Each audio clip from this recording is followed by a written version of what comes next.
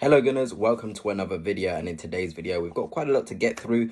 Some news coming through regarding wingers, some news coming through regarding Thomas Partey from the likes of Fabrizio Romano, and just plenty of great stuff to really talk about. But before I begin, if you're new here, please hit the subscribe and the like as well, it'd be greatly appreciated. So let's start with the biggest news of the day pretty much so far, and it's breaking. Arsenal are among the clubs monitoring Noni Madueke. And to be honest, when I saw this, I was like, we just always have to get the Chelsea scraps. And Noni Madueke is not a horrible player by any stretch of the imagination. Probably one of the few players from Chelsea who are genuinely take at the club. I'm going to be straight honest with you. I think he's got the ability to play left wing and right wing to a pretty good standard. In terms of a touchline winger, and if you follow me on Twitter, you'll know I use that word a couple of times. That's an underestimation of it. But he's got the capacity to really excel. He genuinely does. And I feel like being at Chelsea, where there's just so many players who can play in his position, I feel like it impacts him. He can't really express himself as much as he would want to. And when we look at the player, in terms of statistics, obviously that first line, one match, 64 minutes is the Club World Cup. But his game, across the season for Chelsea, 15 GA and 41 games, he did get the opportunity to play. 2,461 minutes is a lot. Season before that, 11 GA and 34. He shows glimpses of his quality, and I don't know if that's what Arsenal need. And whether the plan is for Noni Madueke to come in and play left wing, it's a horrible plan. If it's for him to come in and play right wing, it's a fantastic plan. Him and Saka as right wing depth is nothing that we should be ashamed of. In fact, we should be proud of that if that is the case, if that's what Arsenal want to do. But if he's to come in to fight with Trossard, if he's to come in to fight with Martinelli for the left wing spot with a little bit of minutes behind Saka, then that is not good enough. We need better in terms of than Noni Madueke. We really, really do. Do you want quality kits like these? Well, I'm going to be linking up with Dragon Jersey, who are sponsoring this video as per usual. And I mean, they're a brilliant site to get some football kits, whether your friends are Arsenal fans, whether, of course, you are an Arsenal fan. Get on there, use code Fanatics for 10% off if you want to get yourself a new kit. I definitely do recommend it.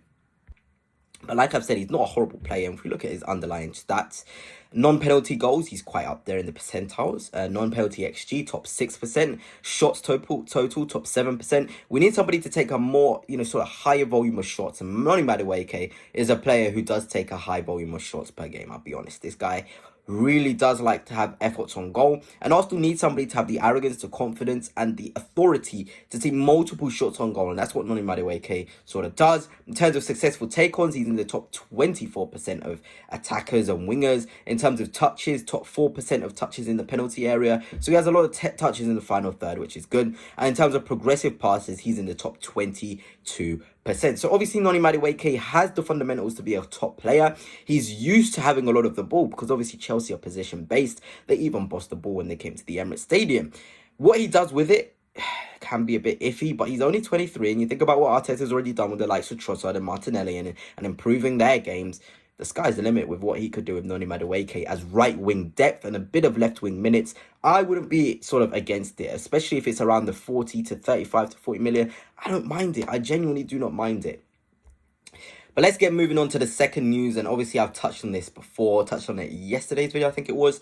Negotiations between Arsenal and Thomas Partey over a new deal are not advancing. No agreement so far, and now concrete chances to part ways in the upcoming days. Thomas would be available as free agent. And this is the first proper big source that's come out and sort of said that Thomas Partey is sort of on that transfer list, is on that sort of line of he's not 100% staying, he's not 100% going. And it does present another barrier to Arsenal, because the initial plan was for Thomas Partey to stay, was for him to share the load with Zubimendi, and we would attack the number 6 position next summer. And the question that comes to my mind is Thomas Partey staying at Arsenal, meaning we're going to have to allocate funds and take away funds from a winger, from a striker? And it doesn't help with the Noni Madueke news coming out. We've gone from a Nico Williams, from a Rodrigo to a Noni Madueke. Have Arsenal seen, okay, we've now got to pay 25 to 30 million for a Partey replacement. We're now going to have to shave the money we would pay for a class winger. and move it on to the number 6 position. Because if that's the case, then pay Thomas Partey what he wants, because that's ridiculous. But Arsenal should have the financial means for Thomas Partey to go and still spend big on a very, very good winger, whilst bringing in a very, very good sitting defensive midfielder who can come in and replace Partey. But it is interesting, and on my Twitter, as always, if you are following me, I said replacing Thomas Partey has never been easier in terms of the amount of options there is. 6/8 profiles in the market who are young, big space eaters. Lamine Camara is a player I really like. I posted a compilation of his sort of involvement at the Emirates Stadium away from home. He was phenomenal. Agume, another player I really like in terms of he's very good in the build-up, although Sevilla doesn't give him the opportunity to do so as much. He's good in the duels, he's a good reader of the game, and he does like to force a ball in the final third, penetrative passer in the final third, which is always a positive thing, especially when we're talking about tempo, when to speed a game up, when to slow a game down. Agume's got it. And obviously Buedi, I've spoke about this guy as probably one of the best midfielders I've ever done a compilation on in terms of clips. His performance against Juventus, like I said, is on my Twitter. If you haven't seen it, go check it out. This kid is an absolute monster at 17. I think he's going to be one of the best defensive midfielders in the world. He's just an absolute joke. And obviously you can't get him until next year because he's only 17. But my word, has he got some stats. Just got something about him, honestly. And Amadou Onana from Aston Villa, they've got PSR issues.